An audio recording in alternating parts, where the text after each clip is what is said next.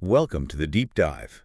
Today we are going to travel back in time Oh, yeah. to ancient Babylon, a city known for its incredible wealth. Right. But here's the twist. Yeah. We're not going to be diving into stocks or real estate. Mm. We're going way deeper, exploring the timeless wisdom I like it. found in The Richest Man in Babylon Class. by George Clason. It's a good one. This book was written almost a century ago, and it reveals financial principles set thousands of years in the past, yet they're still incredibly relevant as to your life today. Oh, yeah. So get ready to uncover the secrets to a fat purse Babylonian style Right. and see how these ancient strategies can help you achieve financial success in the modern world. It's fascinating how Babylon, despite being in a desert with limited resources, Yeah. became the wealthiest city of its time. I know.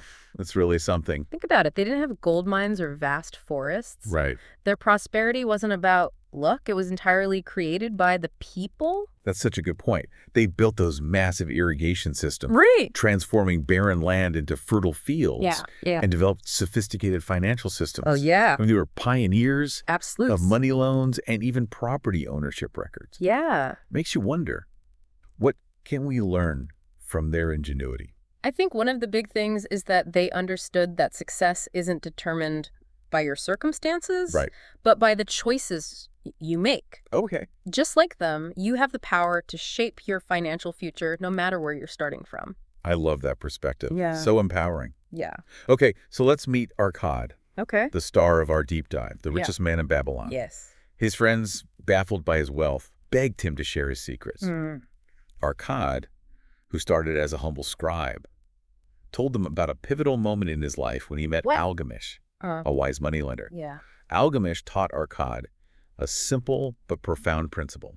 Yeah. A part of what you earn is yours to keep. He emphasized saving at least 10% of your earnings, Yeah. no matter how small, as the foundation of wealth building. Absolutely. This is something many people struggle with today, thinking they need like a huge income Right. to start saving. Yeah. You don't have to be rich to save. But the Babylonians knew it's about consistency and mindset, not just the amount.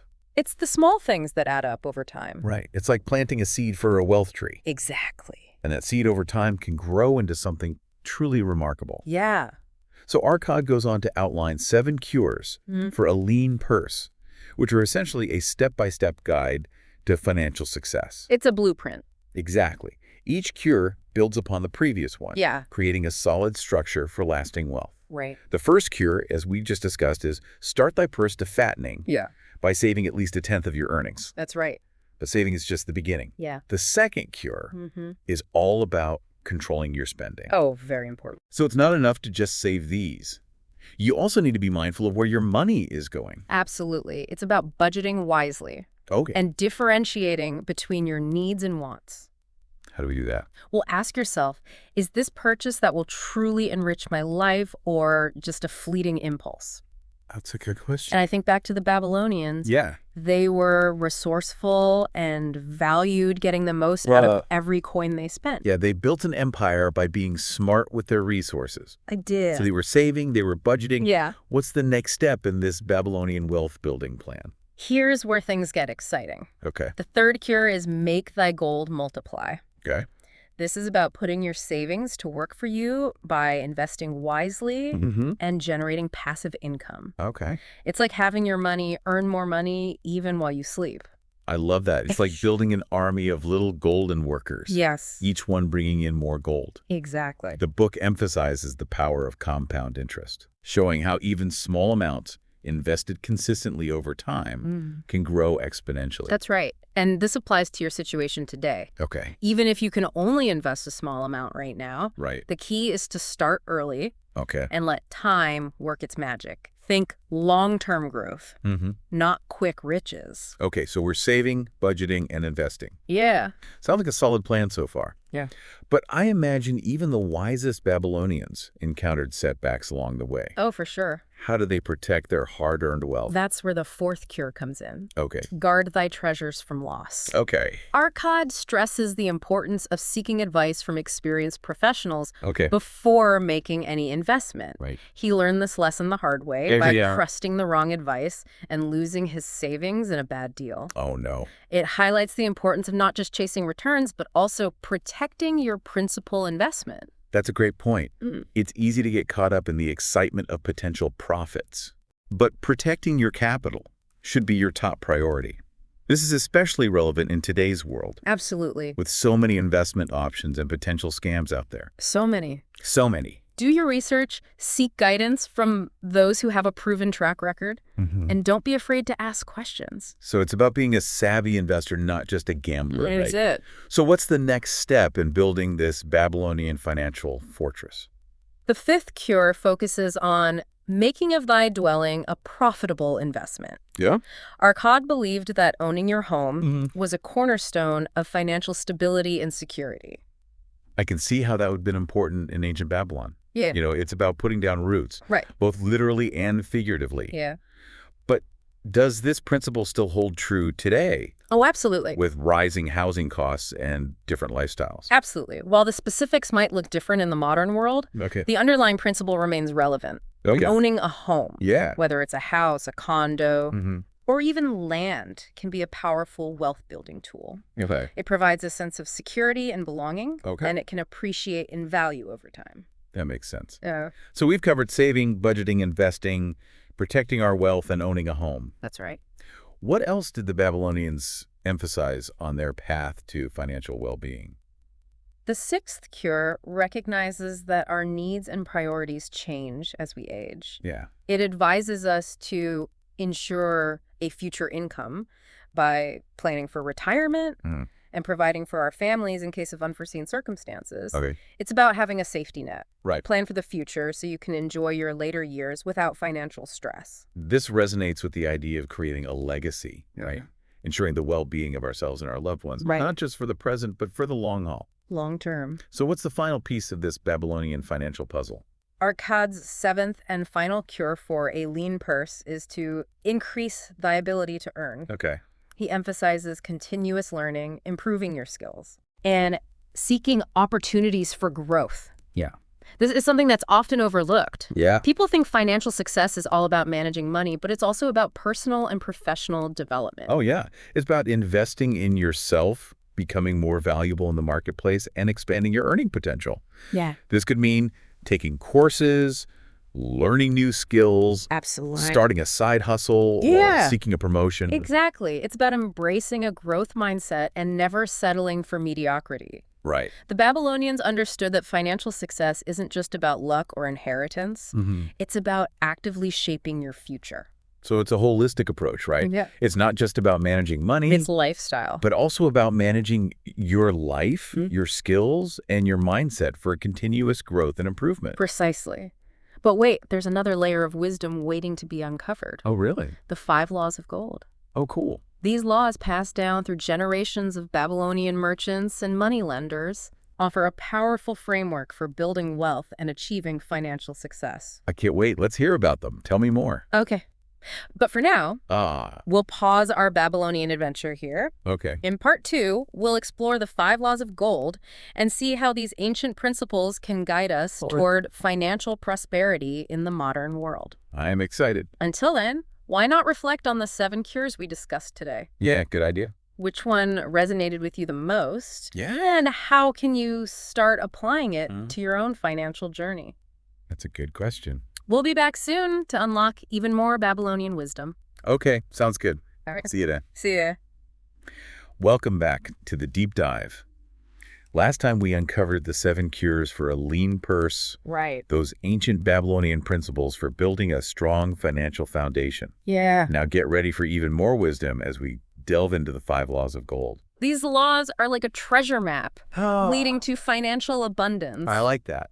In the book, they're revealed through the captivating tales of Calibab, a wise camel trader Okay. who shares these secrets with his eager apprentice. Okay, so let's crack open this treasure chest of knowledge. Right. What's the first law that can help us on our journey to financial freedom?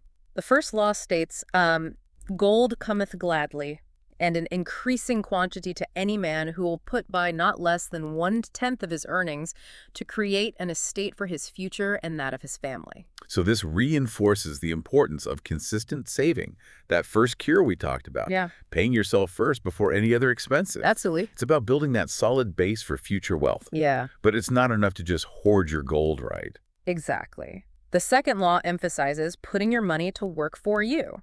It states, "Gold laboreth diligently and contentedly for the wise owner who finds for it profitable employment, multiplying even as the flocks of the field." So it's like being a shepherd, Yeah, carefully guiding and nurturing your flock to ensure they multiply and thrive. that's right. We need to invest our savings wisely, seeking out opportunities that align with our goals and risk tolerance. Yes.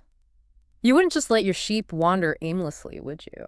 I guess not. You'd guide them to fertile pastures, protect them from predators, and Yeah. make sure they're healthy and productive. That's a great analogy. Yeah. It highlights the importance of being an active and engaged investor, Yeah. not just passively hoping for the best. Right. Now, the third law is all about seeking expert guidance to protect and grow your investments. Okay. It says, "Gold clingeth to the protection of the cautious owner who invests it under the advice of men wise in its handling." This reminds me of how Arcad lost his savings in a bad investment because he trusted the wrong advice. Right. It's a reminder to seek out knowledge and expertise from those who have a proven track record in their field. Exactly. Think about it this way. If you were building a house, would you ask a baker for advice on the foundation or the plumbing? Probably not. You'd seek out a skilled architect and a reliable plumber who know their craft. That makes sense. Investing is no different. It's about finding the right experts to guide your decisions Right. and help you navigate the complexities of the financial world. Absolutely. So we've got saving, investing wisely, and seeking expert advice. What else do we need to keep in mind? Well, the fourth law warns against straying outside your area of expertise. It states, "Gold slippeth away from the man who invests it in businesses or purposes with which he is not familiar or which are not approved by those skilled in its keep." It's a cautionary tale Right. against making impulsive decisions driven by greed or a lack of understanding. So this is about avoiding those get-rich-quick schemes Yeah. that promise unrealistic returns. That's it. It's about recognizing our limitations and focusing on areas where we have knowledge and experience. Right. It's about due diligence, research, and knowing when to say no Okay. to an opportunity that doesn't feel right. Yeah. It's okay to admit you don't know everything and to seek guidance when needed. So it's not just about being smart with your money. It's also about being honest with yourself, Yeah. about your strengths and weaknesses. Absolutely. That's a valuable lesson. Now, what about the fifth and final law? The fifth law, perhaps the most evocative one, cautions against letting emotions cloud our judgment. It states, "Gold flees the man who would force it to impossible earnings, or who followeth the alluring advice of tricksters and schemers, or who trusts it to his own inexperience and romantic desires in investment." So this speaks to the dangers of getting swept up in hype or making decisions based on fear or desperation. Right. It's about staying grounded and making rational choices that align with your long-term goals. Right. The Babylonians knew that emotions can lead to impulsive decisions, often result in financial losses. They understood the importance of discipline, patience, and a clear head Right. when it comes to managing money. These 5 laws of gold really provide a comprehensive framework for financial success. But the book goes beyond these principles and brings them to life through these captivating stories, Yeah. like the tale of Debussy.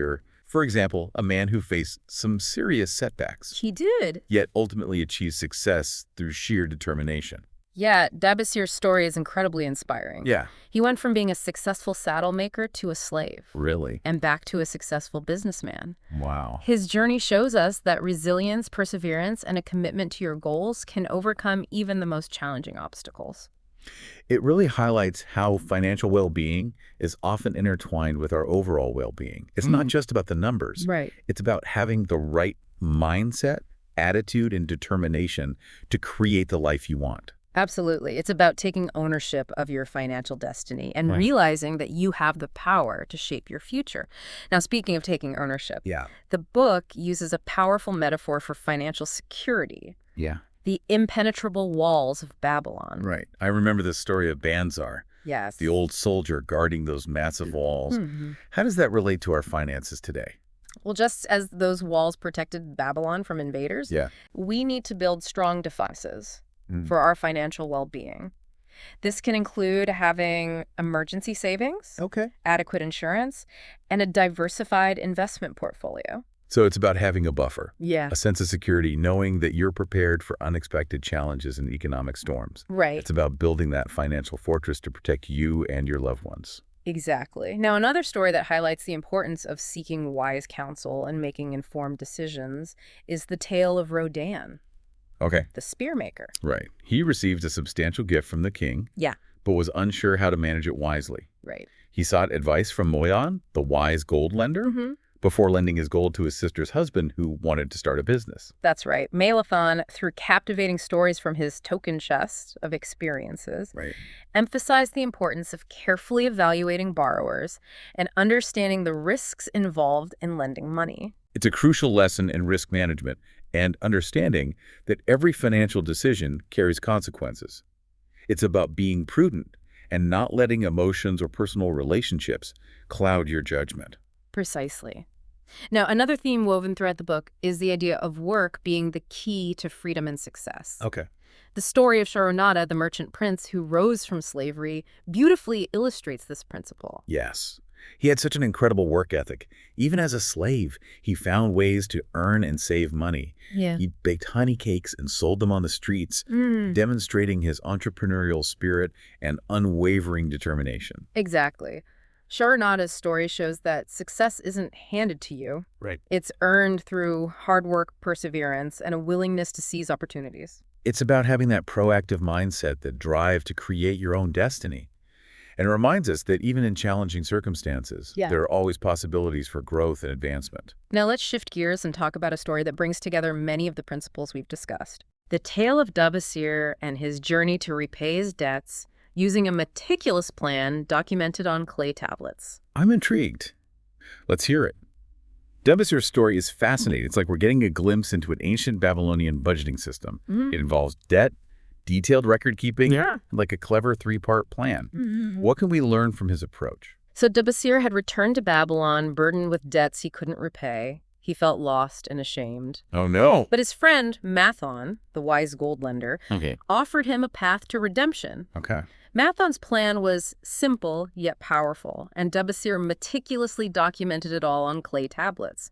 It's a testament to the power of writing things down and creating a visual representation of your goals. Like having a physical reminder of your commitment to financial freedom.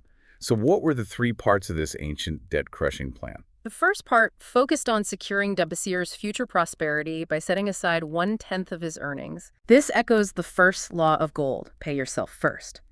The second part was to ensure the well-being of his wife and home by budgeting 7/10 of his earnings for living expenses. This aligns with the second cure, controlling expenditures. Yeah. It's about making sure your basic needs are met without overspending. Right. It's fascinating how these principles connect and reinforce each other. They do.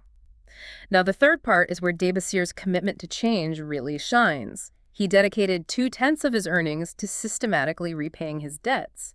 He even engraved the names of each creditor and the amount owed on a separate clay tablet. Wow, he was really serious about tackling his debt. It's like he was making a public declaration of his intentions. Yeah. And holding himself accountable every step of the way. But did his creditors go along with this plan? At first, some were skeptical, but Dabasir approached them with honesty and humility. He explained his plan in detail, showing them his meticulous records and promising to repay them gradually.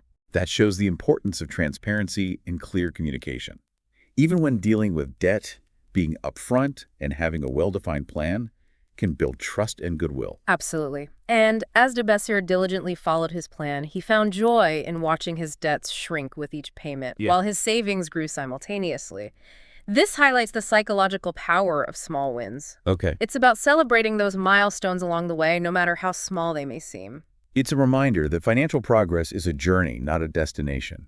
It's about consistently taking those steps, celebrating those victories, and staying motivated even when the path is long. Exactly. Dabasir's story is a timeless example of how financial freedom is achievable for anyone willing to embrace these principles. We've covered a lot of ground in this deep dive into the richest man in Babylon. From the 7 cures for a lean purse to the 5 laws of gold and the inspiring stories of Arkad Dabasir, Sharonada, and others, we've uncovered a wealth of wisdom that transcends time. So as we wrap up our Babylonian adventure, what's the key takeaway you want our listeners to walk away with? That's a great question. If I had to distill it down to one central message, it would be this: take control of your financial destiny. The ancient Babylonians achieved incredible prosperity not by chance, but by understanding and applying these timeless principles. They were proactive, intentional, and disciplined in their approach to money. They understood that financial well-being is a result of making conscious choices and taking consistent action. Exactly. They didn't let their circumstances dictate their future.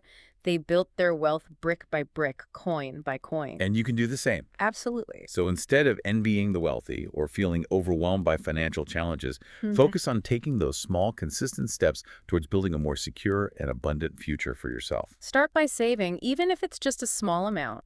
Learn about investing and seek guidance from reputable sources. Be mindful of your spending and make sure your money is aligned with your values and goals. Remember, the Babylonians achieved incredible wealth with limited resources. That's right. Imagine what you can accomplish today with all the tools and technology at your disposal. It's mind-blowing. The potential for financial freedom and abundance is within your reach. It's a matter of embracing these principles and making them a part of your daily life. Absolutely. What an inspiring thought to end on.